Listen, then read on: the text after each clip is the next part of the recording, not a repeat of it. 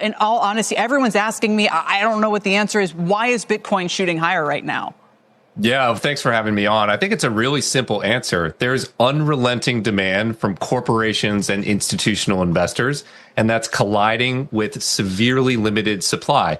You know, the Bitcoin network only produces 450 Bitcoin per day. Yesterday alone, Bitcoin ETFs bought 10,000 Bitcoin. This institutional investment into Bitcoin is a one-time event. It's going to take years to play out. But I think over the course of those years, there's going to be this persistent bid where there's more demand than there is supply. And the natural response to that is what we're seeing in the market, which is Bitcoin's price goes higher. I think it has a long way to go. I think it could end the year closer to 200,000. So I would get used to this story of new all-time highs. I think we're going to be there in a couple months at this rate, maybe a couple of weeks.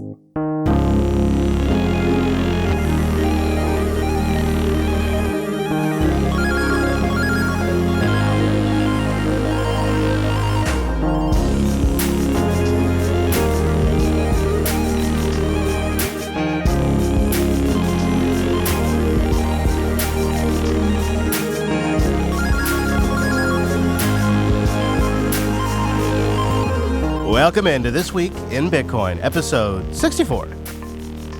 My name is Chris, chrislas.com, jupiterbroadcasting.com. You do kind of love the irony of it, right? Like, I don't often talk about price on this show, and then when I do, there always tends to be fireworks. But it was a fun week, wasn't it?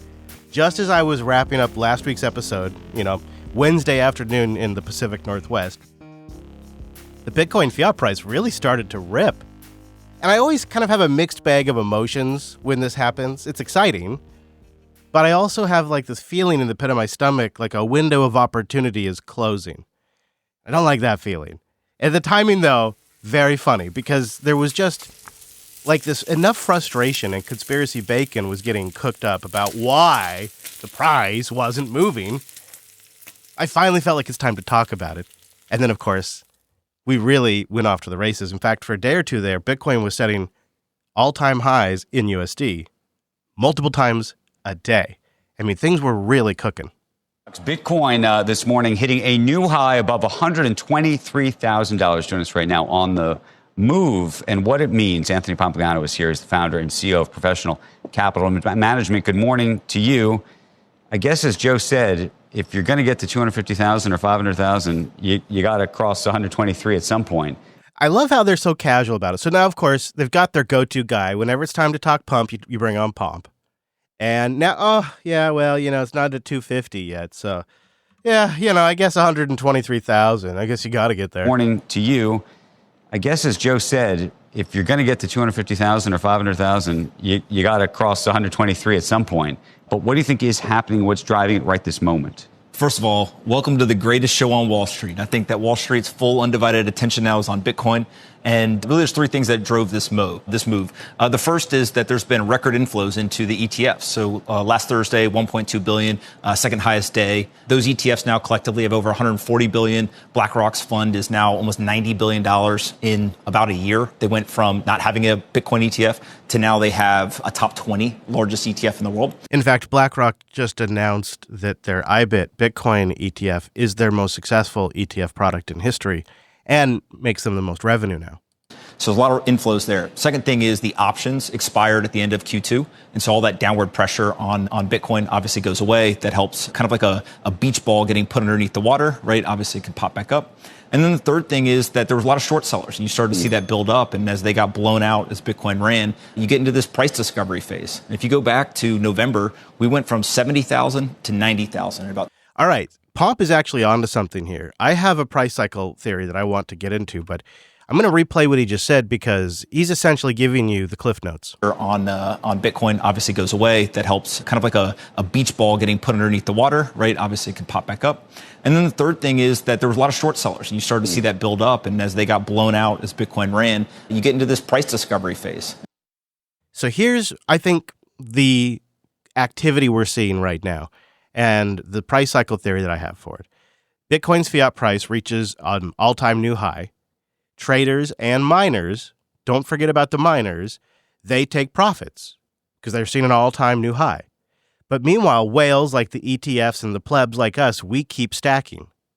And now, of course, treasury companies as well.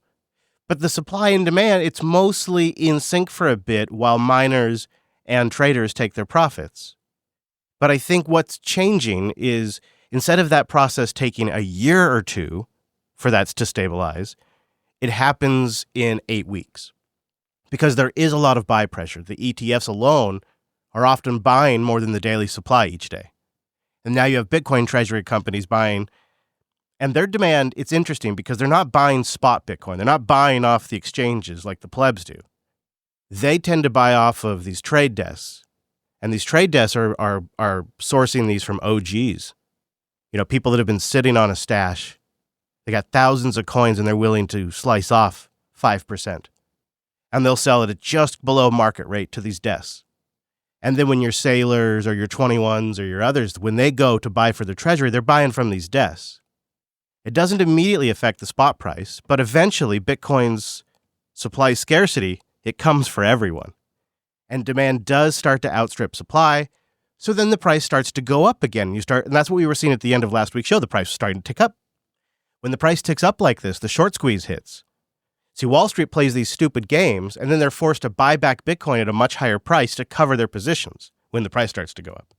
This is what's called a short squeeze. You've probably heard this before. On a big price surge, exchanges will often even automatically liquidate heavily leveraged short positions. Boom, boom, boom, boom, boom. They just start selling them automatically. Then we start to see the price rip, and we start reaching all-time new highs as we liquidate these positions. That then causes the miners and the traders to start taking profits again, and the cycle repeats. And I think this is why we're seeing these consolidation at these different price levels. But the nice thing about these, when we get to these price levels and we consolidate, and we don't tend to, we maybe take one step back, but we're taking 2 steps ahead, is that 200-day moving average price is getting drug up. And that really tends to set the floor, and it's what the big finance boys look at, is that 200-day moving average price is getting drug up as we level off. Now, I think there's another element to this that Bitcoiners are probably not giving enough credence to.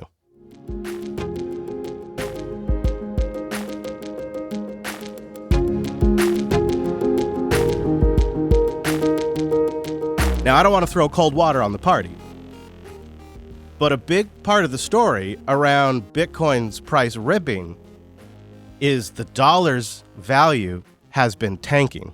The US dollar just crashed to its lowest level since early 2022, plummeting nearly 10% since Donald Trump's inauguration in January and erasing the post-election rally that followed his victory in November 2024.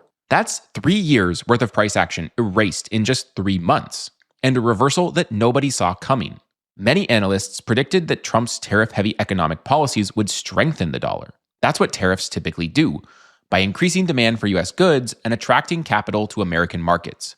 In January, Trump's Treasury Secretary Scott Bessent said that tariffs would strengthen the dollar, offsetting any inflation that happened as a result. The problem is that history's trends were just too powerful to change. And there has been something, we've been talking about this since the Bitcoin Dad podcast. There has been a trend in central banks and others to differentiate into other assets besides the dollar, to de-dollarize. And then once we saw the tariffs kick in, we saw a lot of the international markets say, oh, I need to take my money out of this market. I need to go somewhere else. And I think we saw the tariffs actually accelerate a trend that's been playing out for about a decade, but has sped up since COVID, and now has really accelerated since the Trump administration launched their tariff policy. And as this guy on Bloomberg said, the dollar is losing its king status just sort of chip by chip, paper cut by paper cut. President Trump saying he's prepared to punish countries that challenge the reserve currency status of the US dollar. If we lost the world standard dollar, that would be like losing a war. He does know it's called the reserve currency, right? Not the world standard, right? He does know it's called the reserve currency. A major world war, we would not be the same country any longer. You ever hear the expression, dollar is king? The dollar is king. We're going to keep it that way. Joining us now to discuss, Terry Wiseman of Macquarie. Terry, good morning. Good morning, John. Is the dollar still king? No, the dollar is not still king. There's plenty of indications out there that there is de-dollarization taking place. It's happening slowly, and I think that's why maybe some traders don't pay too much attention to it. or try to be in denial effectively if it's not staring you in the face and it's a slow drip. Why talk about it? But the slow drip continues. The reserve allocators are allocating less of their balances to the dollar. We're seeing banks in China, for example, that lend money to some of their emerging market clients, asking them to borrow in renminbi and not in dollars. The Federal Reserve did a study about this. We are seeing clearly a movement away from the dollar by private investors and semi-official investors, including pension funds, right? They want to effectively diversify. I think these are all aspects of a de-dollarization that's taking place slowly. I think the etiology of this, the origin of this, is the view that, first of all, the U.S. is disengaging from the rest of the world, and the Bretton Woods II arrangement, implicit as it may be, it no longer applies as strongly as it did prior to this administration. And of course, there's plenty of policy uncertainty. The idea that the U.S. is exceptional because we have something called ordered liberty, I think, is breaking down. We may have managed chaos, but we certainly don't have ordered liberty anymore, and I think that's an aspect of the de-dollarization story as well, right?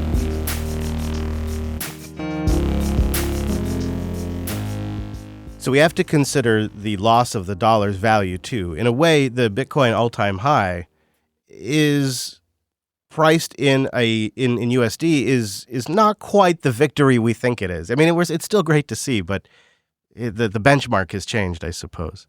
And so, of course, we all know at this point that the issues the dollar's been facing are existential, and the pressure of this situation has pushed Congress in the U.S. to really cozy up with the idea of private stablecoins. And as I record right now, they're hashing out the last-minute details for 3 different bills, one of which is the Genius Act for stablecoins. And things have been looking really good. I mean, after all, it's crypto week, so this is the week we should have high expectations, except for they can't come to an agreement. Breaking news on the stablecoin front, as that bill has failed to advance in the House, I believe. Let's get the details from Emily Wilkins. Emily. Hey, Kelly. So, yes, this House was just holding a procedural vote that would have then led to the vote on 3 different crypto bills. And that procedural vote has failed. Now, we should note, of course, here that rule was not just on crypto bills. It was also going to set up a vote on funding for the Defense Department. We're trying to learn a little bit more about why. Yeah, well, we will talk more about that. But we did see some statements about, at least in the Genius Act, that the language around CBDCs was loose and would actually allow for the creation of a CBDC. I don't know what Lummis was thinking there, but so there's a handful of senators or Congress creators that didn't want that, thank goodness. I think overall, though, people are expecting this to pass, perhaps even by the time you're listening to this. Some of this, if not all of this, will pass. Today, the House is expected to vote on landmark cryptocurrency bills to boost America's crypto dominance after failing to advance the bills yesterday. President Trump says he met with a number of holdouts, writing, quote, "After a short discussion, they have all agreed to vote tomorrow morning in favor of the rule." Speaker of the House, Mike Johnson, was at the meeting via telephone and looks forward to taking the vote as early as possible. Florida Congressman Mike. Now, what we need to brace ourselves for as Bitcoiners is a just incredible wave of very frustrating, clearly stupid altcoining.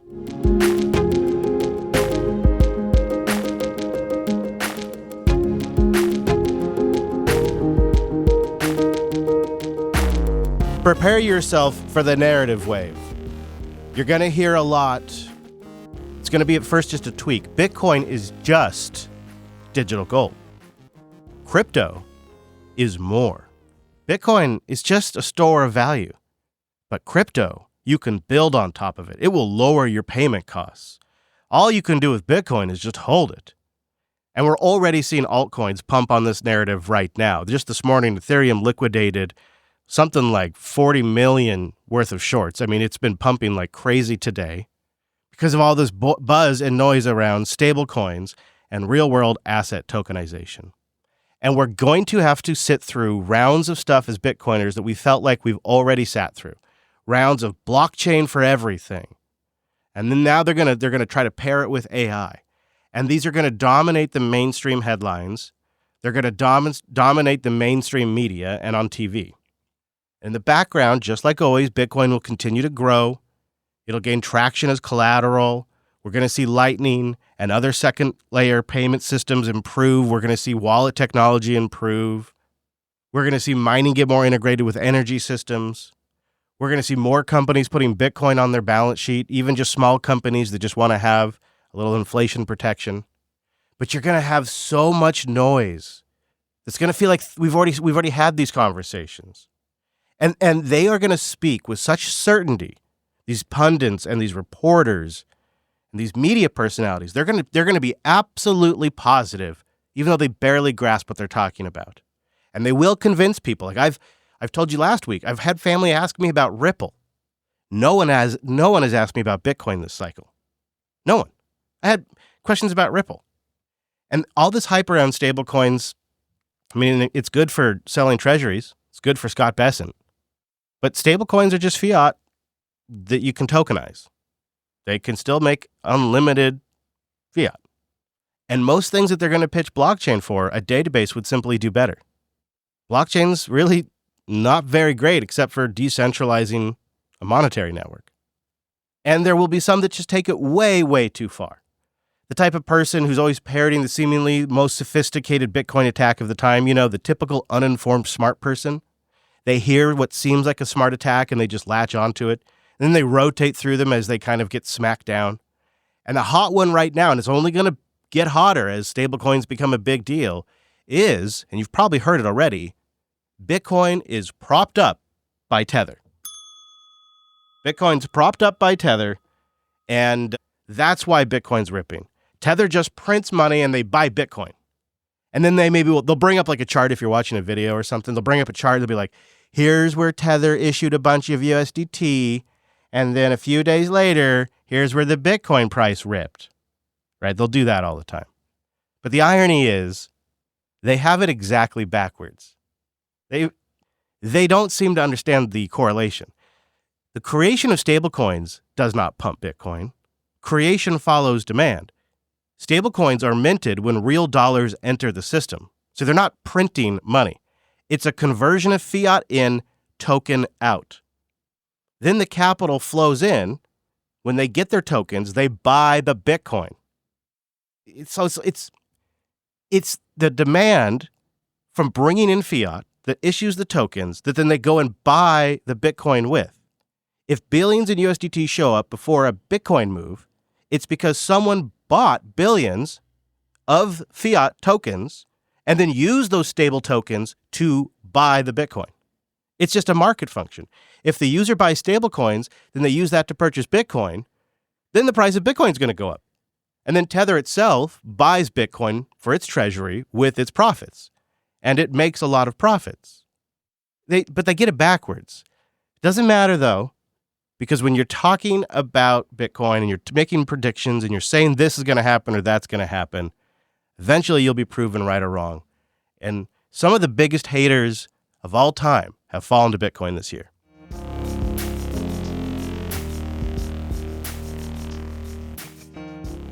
Vanguard, the firm that said, quote, given the current state of crypto as an asset class, they wouldn't be supporting it, and then said Vanguard does not have plans to launch its own Bitcoin ETF or any crypto-related products. We do not currently believe that there is an appropriate role for them to play in long-term portfolios. And then they wrap up the entire piece with, quote, our mission statement to give investors the best chance for investment success isn't just a saying for us. It's built into our DNA. And we're staying true to our mission by making this decision. The decision being not to have a Bitcoin ETF. Now, I guess their protection of their investors doesn't necessarily apply to them. So they're going to prevent you from making a bunch of money, but they're going to go ahead and make a bunch of money. Vanguard is now the largest holder of MicroStrategy. So just take that in for a minute. The folks that made a big stink when the Bitcoin ETFs launched and called the market not ready are now the largest holder of MSTR. Next, Vanguard's unintended exposure to Bitcoin. The firm has long held firm that Bitcoin has no inherent economic value, is an immature asset class, and is not appropriate for long-term investors. Yet, Vanguard is now the single biggest shareholder of Strategy, as you can see here. Michael Saylor's software firm that's become a proxy for Bitcoin. Vanguard owns 20 million shares. And the reason? Index investing. Vanguard mutual funds and ETFs that passively track indexes have no choice but to end up holding shares of Strategy, even though the firm dislikes Bitcoin. Irony, clearly. Yes, it is clearly irony. It did make me chuckle. Another brilliant moment this week when we're talking about big bankers that are having to own their words. Jamie Dimon, the CEO of JP Morgan Chase, got called out on CNBC for being wrong about his Bitcoin predictions. Just one of the things I love when the price rips is you see people get called to account for their predictions. Refused to even talk about Bitcoin, right? Which now outpaces a 10-year gain of Nvidia, Amazon, Netflix, Tesla. He may have gotten that wrong. He may have gotten Bitcoin wrong. The thing he's gotten right is he's been the CEO since 2006. What he's gotten right is that JP Morgan's got an $800 billion market What he's got value. right is that next week, and that's what shareholders care about. When it comes to his predictions, I'm always happy to listen, because how can you not listen? And by the way, it's always refreshing because he actually speaks his mind in a way that many CEOs are incapable of doing. He does. That said, he's not right a lot. Okay, so David. Yeah, he's not right a lot. I mean, that was as brutal as they were going to get, right? There was still a lot of couching. I still found that to be pretty enjoyable. Now, I want to know, do you care what happens to the Fed chair, Jerome Powell? I've been lightly covering this story because I think J. Powell stepping down or getting fired would have a noticeable impact on Bitcoin's fiat price, at least for a window of time. So it's something that in the States is going to be big news if it happens, but I'd like to know if everyone is interested in this story. Hope you'll stick around for one more minute. Sure. We want to get your reaction to some breaking news that we're getting out of Washington and our Megan Casella. Hey, Megan. Hey, Carl, we can report now that the White House says the president is considering firing Federal Reserve Chairman Jerome Powell. That's according to a senior White House official, saying the president asked lawmakers meeting in the Oval Office late yesterday how they felt about firing the Fed chair. The lawmakers that were in the room, 12 Republicans, expressed their approval for firing the Fed chair, and the president then indicated that he is likely to do that soon. Now, you'll notice that is coming from a White House official, but then just a little while later, during a presser in the White House, Trump says he's not considering it. Fed chair, I was surprised he was appointed. I was surprised, frankly, that Biden put him in and extended him, but they did. So, no, we're not planning on doing anything. We're very concerned. He's doing a little renovation for $2.5 billion of the Fed. First of all, I think that word planning is doing a lot of that we're not planning to fire him. That's doing a lot of a heavy lift there. And then, he does this quick diversion to the Fed building a very expensive building, like the FBI didn't just do the same thing. No, we're not planning on doing anything. We're very concerned. He's doing a little renovation for $2.5 billion of the Fed, building a renovation, and they have a close to $900 million cost overrun, and it's a shame. But the biggest cost overrun is the cost overrun for interest rates, because we should be paying 3 points lower. And we would save $1 trillion a year in interest if that were the case. And all it is the stroke of a pen. And that goes for his board, too, because his board is not doing the job, because they should try and rein this guy in. So he's doing a lousy job. But no, I'm not talking about that. Fortunately, we get to make a change in the next, 8 months or so. And we'll pick somebody that's good, and we'll pick somebody. I just want a fair job. I'll remind you, Trump did pick J. Powell, and then Biden kept him. Now, I've been covering this lightly. I'd like to know if you'd like me to continue to cover it. Now's your chance to voice your opinion. Just boost in and let me know if you're interested in this whole J. Powell getting fired or not story. I want to hear your opinion.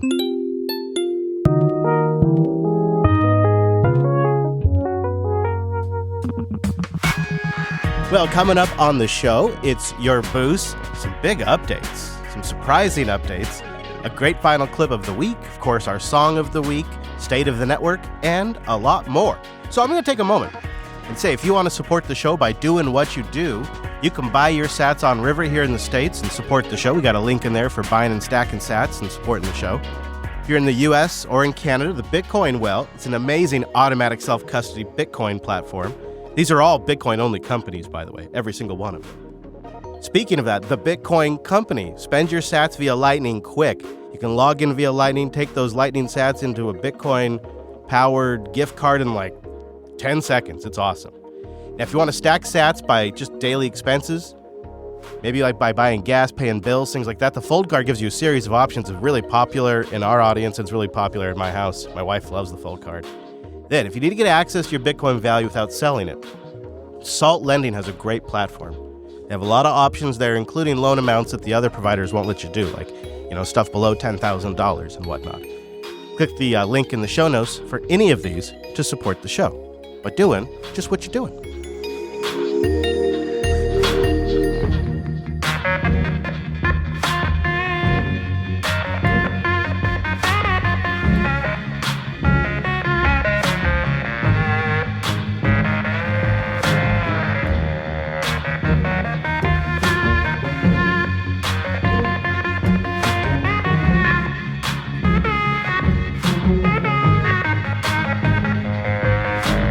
Ask not what your podcast can boost for you, but what you can boost for your podcast. And we do have some boost to support the show this week, and Hybrid Sarcasm is our baller booster for episode 64 with 30,000 sats. Hey, Rich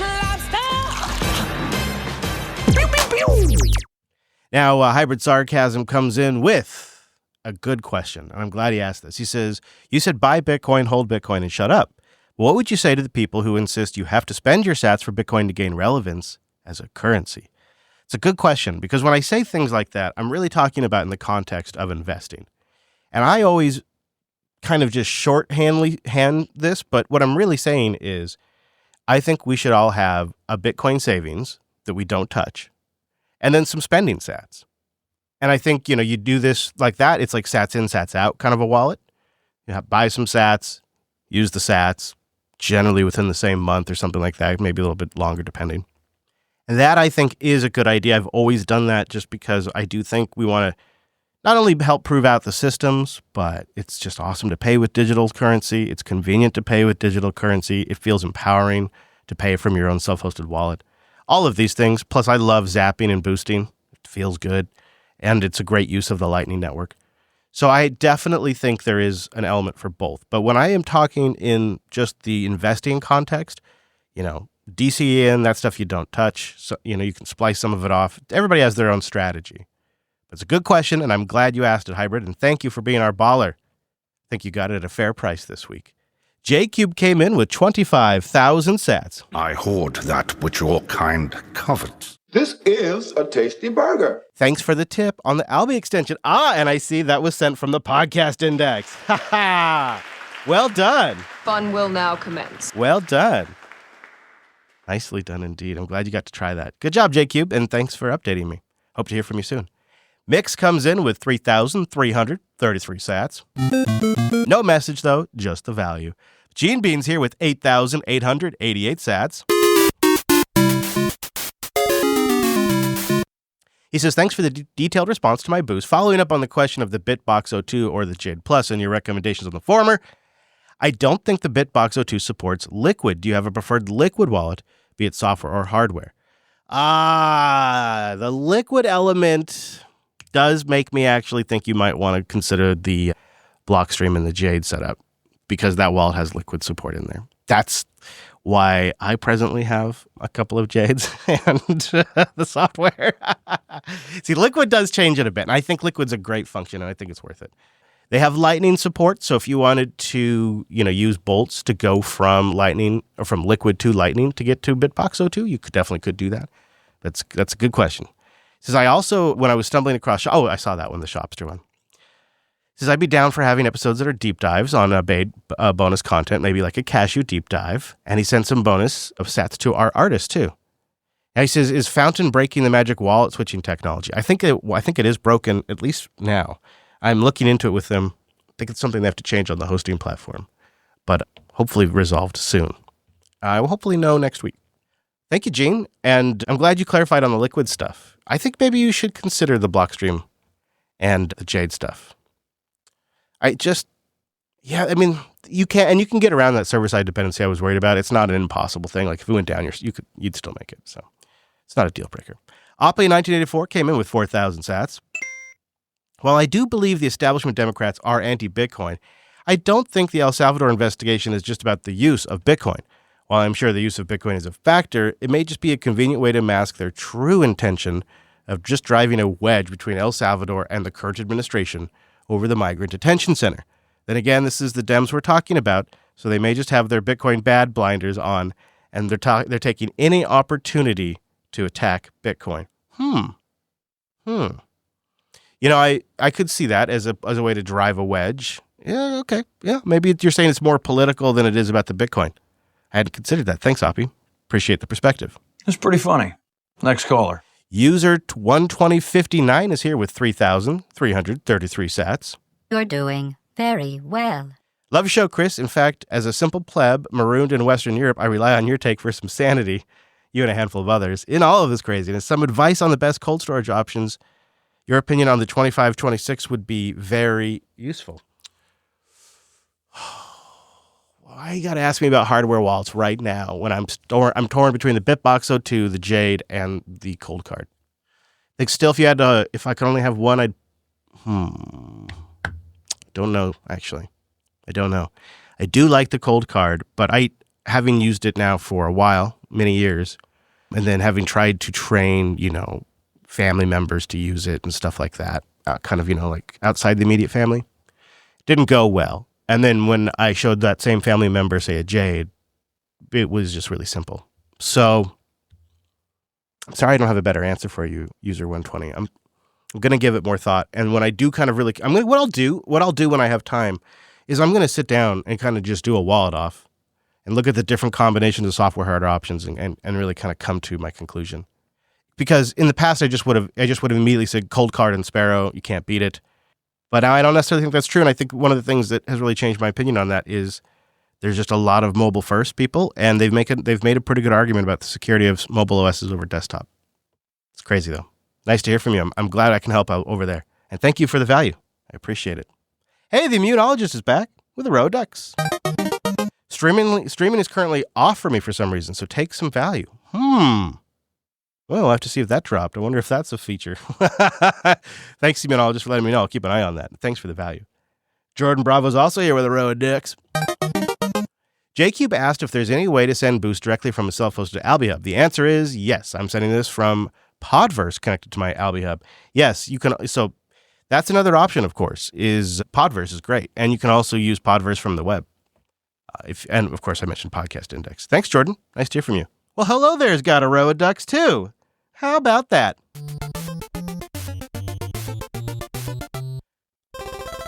And they say boost! Boost! One Dull Geek's here with 4,960 sats. And they also say boost! Boost! Thank you very much. And then they said boost again. Boost! Double boost! That's not possible. Nothing can do that. He did it.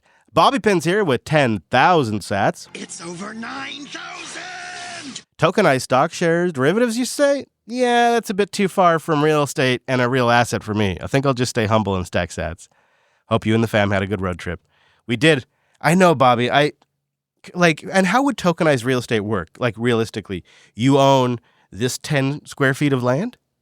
Like, you just, divide the land into a bunch of squares? Or how does it work? Triangles? I don't know how they do it. You know Bobby Pin? If you do, let me know.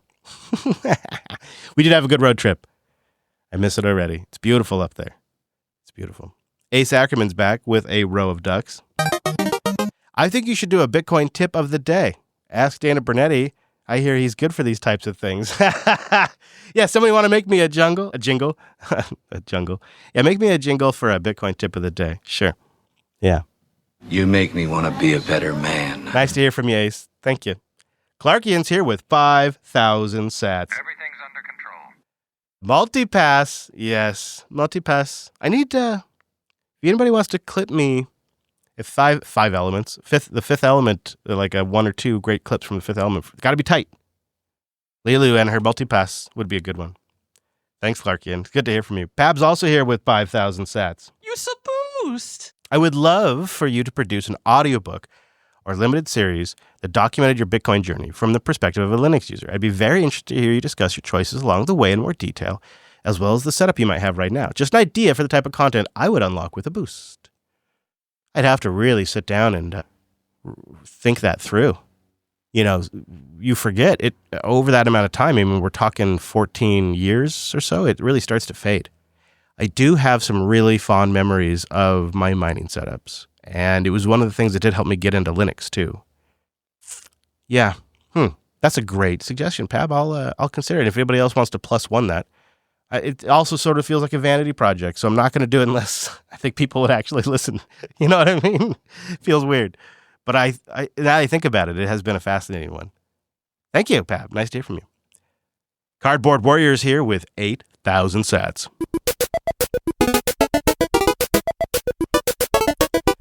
Well, I recently got a call from my aunt asking to explain Bitcoin to her. I asked her why, and she responded with, well, I just bought $500 of XRP.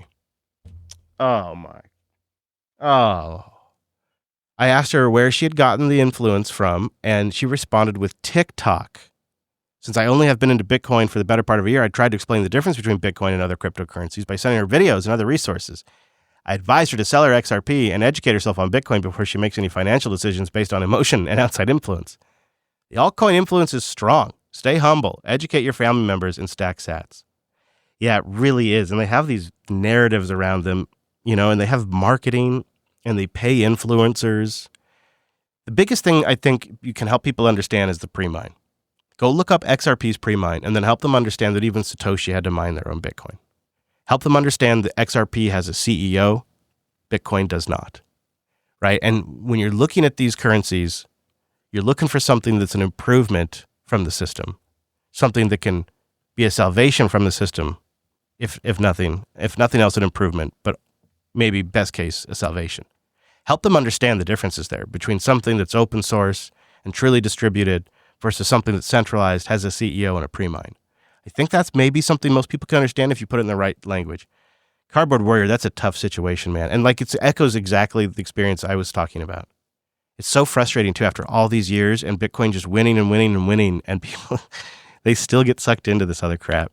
And it's about to get so much worse. So you're right, you got to educate your family. And you also got to stay humble about it. Good luck, everybody. Thanks for the boost. HGW39's here with 1, 2, 3, 4, 5 sets. So the combination is 1, 2, 3, 4, 5.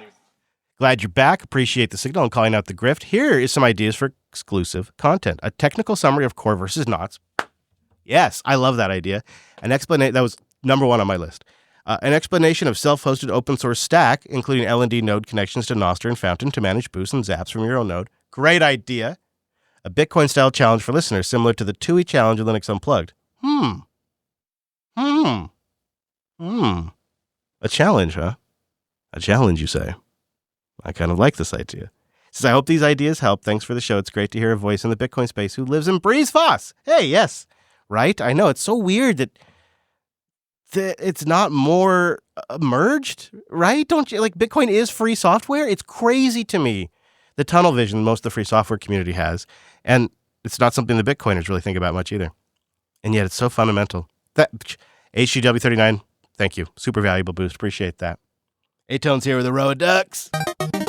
It's MicroStrategy, but with Ethereum. It sounds like a hilariously bad idea. Like something you would suggest as a joke. I know. And you know where they're getting that ETH too? So these Ethereum treasury companies, there's a couple of them right now, like Tom Lee's building one. You know where they're getting their Ethereum from, right? They're buying it, quote, directly from the foundation. Which, first of all, the fact that the Ethereum Foundation exists and all of that's gross. The way it's all set up is gross. But they got access to pre-mined ETH. So they essentially got ETH at zero cost. They have a huge bag. And then they strategically dump it on retail to fund their operations. But now they can sell it right to these giant treasury companies, and they can make billions of dollars.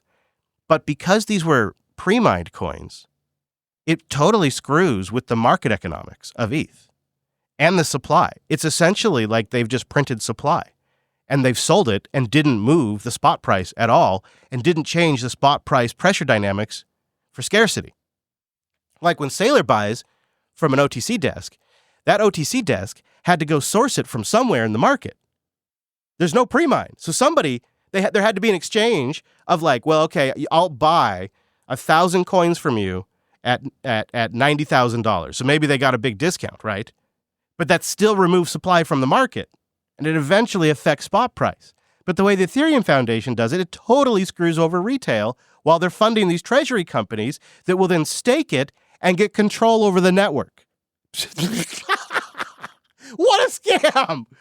Oh, A-Tone, it's really something. Thanks for the boost. I appreciate it. Monday's here with 1, 2, 3, 4, 5 sats. That's a Spaceballs boost. Yes, that's amazing. I've got the same combination on my luggage. Ooh. Oh, and he's also traveling through time. So I think it's a flashback boost, too. He writes, a time travel boost, listening to episode 60 on July 15th and working my way backwards through the catalog. Thank you. I always like to know where people are at. Hot take. I can't stand Sailor. It seems like he's realized what a certain segment wants to hear and just keeps on turning that handle. I also agree that MSTR being so huge and rapidly going up is becoming a risk. Appreciate the signal. Keep stacking. Yeah, well, here's what I thought about today, Monday, is, you have these companies like Vanguard who are now these giant holders of MSTR, which is essentially a remote exposure to Bitcoin. Sailor could really screw this up. And he's likely to get MSTR as part of the S&P 500 in a short period of time.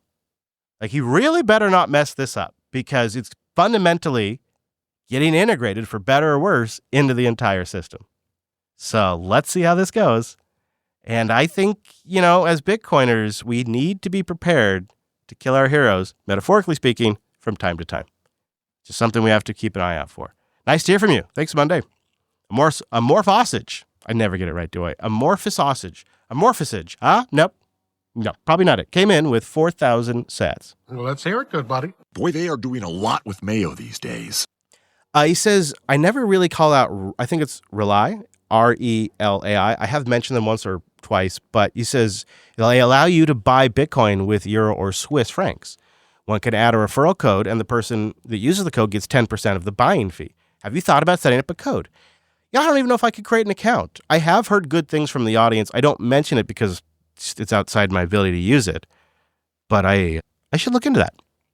Thank you for Amorph for reminding me. It's something that's easy for me to forget about just because it's not really in my wheelhouse. Thank you, everybody who boosted in. Also, all of you who boosted in below the 2,000 sat cutoff. I do keep all those. I read all those and put them in the show notes. Smoke if you got them. And, of course, everyone that boosted in 2,000 sats or above, I try to read.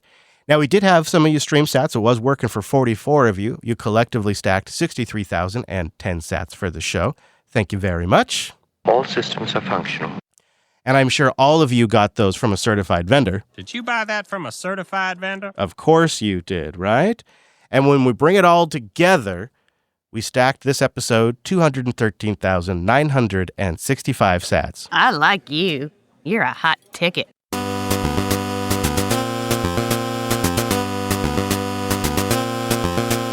Thank you, everybody who supports this show. It's a value for value production. That means I put it out there for free. If you get some value from the show, you can send it back with a boost or maybe some time. Maybe you got a special talent that would be helpful for the show and you want to get in contact. There's lots of ways to support the show, but a boost is the most direct way, and it gets your message right here, read on the show. A lot of people love Fountain because it's very simple to get started and they just keep going from win to win with the app. They've been improving a lot of things. But the technical folks in the audience seem to really enjoy setting up their own system, getting an Alby Hub going, running a node, because you just learn so much about the Bitcoin network. And then one of the things you get to do is also boost the show. So there's a few options in there. But thank you, everybody, for making episode 64 of This Week in Bitcoin possible. This is the funding source of the show. We don't have sponsors, at least for now. I think I'm keeping it that way. I've had a couple of offers, but I guess you could consider the audience a sponsor, which I think is the right way to do it for this type of show and the type of content we're talking about.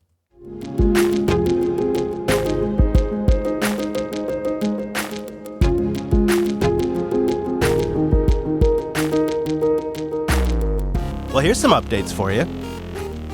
Adam Back, one of the Bitcoin OGs of OGs, has inked a huge deal.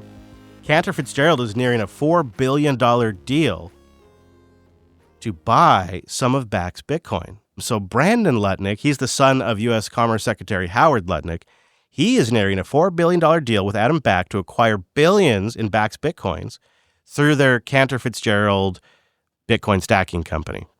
Now, you might recall Adam Back is the inventor of the Hashcash protocol and its proof-of-work system that we use today.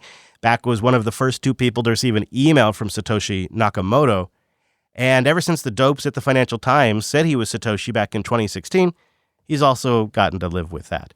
He's the CEO of Blockstream, and He's, they're involved with liquid and other things like that. He's been around for a long, long time. And so people were sort of shocked when an OG Bitcoiner came along and said, yeah, I'll sell. I'll sell you like, a few billion worth, 4 billion worth of my Bitcoin stash. Let me just slice off a little bit of that. And I'm surprised that people were surprised. Yes, he is a Satoshi-era Bitcoiner, and we're used to these folks hodling forever. But I think Adam's probably been strategically planning to slice off a little bag of profits for a while. Adam was born in London in 1970, but he currently lives in Malta. Now, Malta does not impose capital gain tax on long-term holdings of cryptocurrencies. So if you hodl your Bitcoin as a store of value, your profits are yours. They're not taxed as capital gains.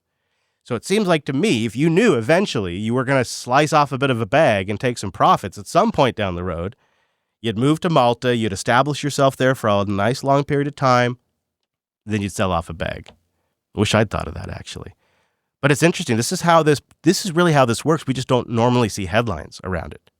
But when it's Adam back, well, it becomes news. U.S. inflation has risen to 2.7% in the official numbers, higher than the 2.6% expected. So it's up, just a bit. We're going to start in the United States, where we've had more detail about the world's largest economy, because the rate of inflation accelerated last month, according to official data that was out a little earlier. Now, it adds to concerns that President Trump's tariff policies will push up prices. Consumer prices rose at an annual rate of 2.7% in June. That's actually up from 2.4% in May. Now, if you look at core inflation that strips out anything that's pretty volatile, things like food or energy prices, that was also higher. So what does it all mean? Let's head to our North America business correspondent, Michelle. No, my name's Chris. Thanks. Yeah, so overall, the CPI moved up to 2.7 in June, which is the highest level since February. 2.6 was expected, so it's not too much of a shock. And core CPI moved up to 2.9%, which is also the highest since February. Now, this probably means any chance at all that the Fed was going to cut rates in July are out. But when you look at the Truflation dashboard, it's showing today inflation only at 1.82%. Now, I remember I asked you to bet where you thought inflation would be by Halloween. Well, the official numbers are ticking up a little bit, and the media is kind of playing it as it's the beginning of a trend. It's going to be going in this direction for a while. It's because of the tariffs. We're all doomed. Well, your buddy, Treasury Secretary Scott Bessent says, one report. Don't focus on just one report.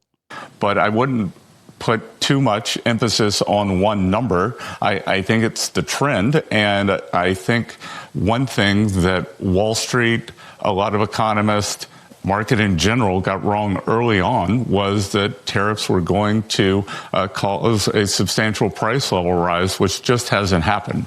Well, happened yet. You see, the argument goes like this. If tariffs cause prices to rise, it's mostly going to be a one-time increase in cost versus inflation caused by money printing, which tends to debase the value of the currency, resulting in prices to continue to rise over time. And this is largely, I think, a valid argument for the most part. But like everything in economics, it's a bit more complicated than just that.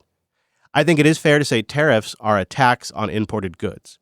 And when a tariff is imposed, the cost of bringing that good into the country increases. So there is a cost increase. That cost is almost always passed on to consumers in the form of higher prices for the affected goods. Now, that does tend to be a one-time price impact on the goods. However, there are some second-order inflation impacts. If the goods get more expensive, that can reduce their supply in the domestic market. And so when there's less competition from imports, domestic producers sort of feel less pressure to keep their prices low, and they can also raise prices. That is another second-order level of inflation. Also, if the input goods to build something are all getting tariffed, like a car, if the raw materials are getting tariffed, then that causes the production costs to go up for a domestic business, and so the domestic prices go up. So you can have the initial price increase plus then the second-order effects. Because the businesses are going to pass those higher costs on to consumers, that's going to lead to higher prices for a range of the final goods. So I think one could make the argument, and I'd love to hear your response to this, so boost in and tell me if I'm crazy. Should the Fed cut rates either way here? I mean, couldn't you argue that if tariffs are only short-term impacts on the prices, then the public is going to need some help. They're going to need some relief to deal with that. And we're at historically high credit card debt and historically high credit card rates. People are trapped in loans that they can't refi. They still feel tight. I mean, you look at the cost of food alone, it still feels crazy. I'm still getting shocked at the cost of a burger or groceries. And so I think, by the way, this is why we're mostly seeing retail sit this Bitcoin pump out. Mostly. They just don't have any spare funds. Their dry powder's gone. They're tight. Everybody's feeling tight, unless you happen to be a lucky, well-off boomer. Because you see this everywhere, in jewelry and in home buying. Right now, the median home buyer age in the United States is 56 years old. That's the median home buyer age right now, 56. Home buying by those under 35 continues to decrease to its lowest levels ever.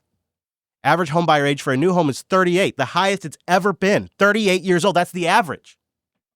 You see, people are super, super tight right now. So you could argue that if tariffs are going to temporarily increase prices, the Fed should cut anyways to help at least give some relief. I don't know if that's an accurate argument. That's the one being made. So you boost it and tell me what you think about it. I'm willing to listen to it. Now, here's a story that I think I covered at the beginning of TWIB, and it's finally playing out. This has been in the works for a bit. And I think it's actually about sending a message to the entire Bitcoin mining industry. But I'm happy to see it. Fort Worth of Texas has become the first American city to officially mine Bitcoin at the city level. The city of Fort Worth is jumping into cryptocurrency and doing it in a big way. Yeah, they're going to mine for Bitcoin at City Hall, the first for an American city. Mayor Maddie Parker says this is a commitment to a high-tech future for the city of Fort Worth. And Fox 4's Mason Jenkins joins us now, and you've got the pluses and the minuses and all things crypto from Fort Worth. Macy. I really hate how we can't have a single story about Bitcoin. This is about Bitcoin mining. This is about enticing the Bitcoin mining industry. And yet, we still have to work the word crypto in. The ship has just sailed. Absolutely. Heather and Steve learned a lot about crypto and Bitcoin today. Fort Worth, of course, getting a lot of attention after announcing that they will have 3 Bitcoin machines running in City Hall 24 hours a day for the next 6 months. Like you said, Mayor. Okay, so maybe this is why everyday folks can't navigate this, because every piece of media they consume conflates crypto and Bitcoin. They put them on the same plane. It makes it sound like these cryptos are just as legitimate. Anyways, that's an aside. It's 3 units, okay? They're not going to be rich. They're not going to, bring in a bunch of revenue for the city. It's 3 mining units. It's about sending a message. However, wouldn't it be hilarious? Wouldn't it be hilarious if they did discover a block? I mean, just wouldn't that be something? Like those solo miners you hear about sometime that, just get lucky. That would be quite the story. A lot about crypto and Bitcoin today. Fort Worth, of course, getting a lot of attention after announcing that they will have 3 Bitcoin machines running in City Hall 24 hours a day for the next 6 months. Bitcoin machines. So you learned a lot about crypto and Bitcoin today, guys, and they're going to have 3 Bitcoin machines. Like you said, Mayor Maddie Parker says that these machines mark the city's commitment to becoming a leading hub for technology and innovation. Okay, we are officially mining Bitcoin in the city of Fort Worth. Fort Worth making history today as the first city in the United States to mine Bitcoin. I love what's happened in the last 24 hours. People are already talking about Fort Worth that have never heard of our community before. But even though everybody's talking about Bitcoin, not everybody understands exactly what it is. Like the person who's doing the voiceover? Bitcoin is a digital currency. It exists only online. And as TCU entrepreneurship professor Michael Sherritt explains, that digital currency or cryptocurrency is hidden in cyberspace. You know what else only exists online? The fiat balance in my bank account. The inventor put the Bitcoin out on the net, and you have to solve cryptological problems in order to find Bitcoin. See, this is the other problem, is these are the experts they're going to. And this guy, he's held up as a as an expert on this. It's literally a treasure hunt, and it takes powerful, high-speed processors to do the searching. So the computers that you use have to solve problems continuously. This is why they use up so much electricity. For the next 6 months, 3 Bitcoin mining machines will run 24/7 in a climate-controlled data center inside of City Hall. But the city insists each one will only use the energy equivalent to a household vacuum cleaner. It's an incredibly innovative thing to do. There's no question about that. Sherrod says an alternative pool of currency may come in handy for the city during a disaster or an emergency. It could be used as a hedge if there's another pandemic, for instance, and sales taxes fall. They could use it as a hedge to pay for, city services and that sort of thing. Looking ahead, Sherrod says mining Bitcoin may also be a way to create more equity for Fort Worth residents. I mean, they're not going to mine a lot with 3 miners. They would be better off using the money spent on the hardware and electricity just buying the Bitcoin if it was about that. Like, how do they not, like, the mayor says it right there in the clip they play, and yet they still miss that the point is to speak to the entire industry, to come out here. Fort Worth is Bitcoin mining friendly, so Bitcoin mining friendly that we even mine right here in City Hall. It's so obviously that's the point, and yet they miss it.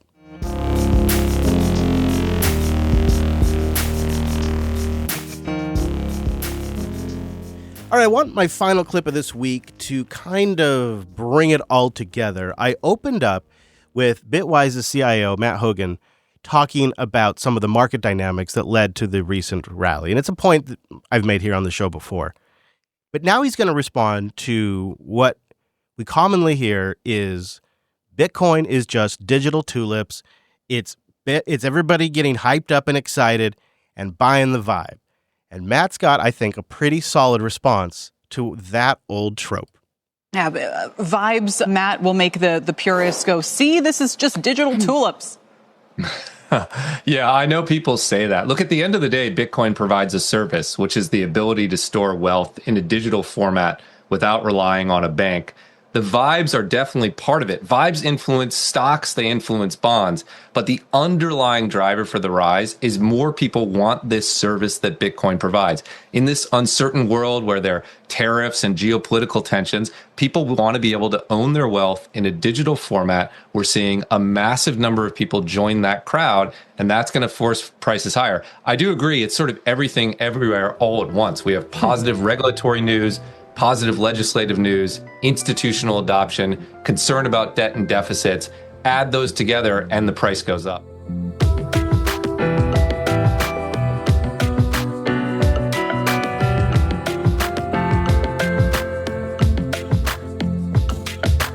Let's check in on the state of the network before I get out of here. I'm wrapping up at block height 905, 863. Boy, I'm getting old. It's hard to even read the numbers now. The price in USD is 119,180. That means sats per US dollar are 839 sats to $1 US. Wow. We're only down 3.2% from our all-time high just 2 days ago, which was 123,108 on July 14th. Now, we have a difficulty retarget date coming up on July 25th. It'll be an upwards adjustment of 2%. And there are 22,620 reachable nodes on the network. Not a bad number. Wonder if we could get that to 22,625. And checking in on knots, currently clocking in on my dashboard at 14.3% of the network. The growth seems to be slowing, but still going. But perhaps the initial reaction is over. Bitcoin network moving right along. It's incredible to watch some of these statistics at all-time highs. Like, it's still a great time to consolidate your UTXOs and open up channels, set up a node. You're not priced out.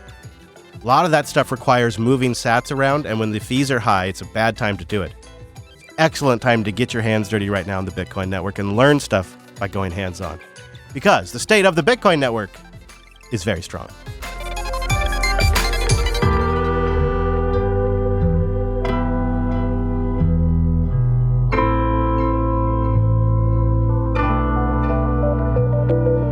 Well, if you made it this far, links are at thisweekinbitcoin.show. That now points to the main Jupiter Broadcasting website. We're still adding features, and I'd love to hear your feedback on that.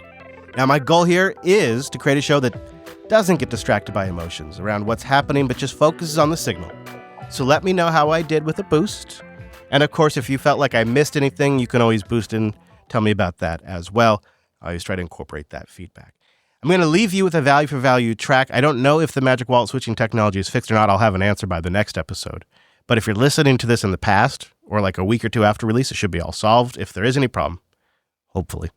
But the track this week, it's a good one I dug up recently. I think I got this on on LN Beats. I think, yeah, if you want to go find some, it's lnbeats.com. If you want to find some great value for value music, lnbeats.com is like an online web player. And I came by Numby, that's Numby, from Circle the Earth. I'll see you right back here next week.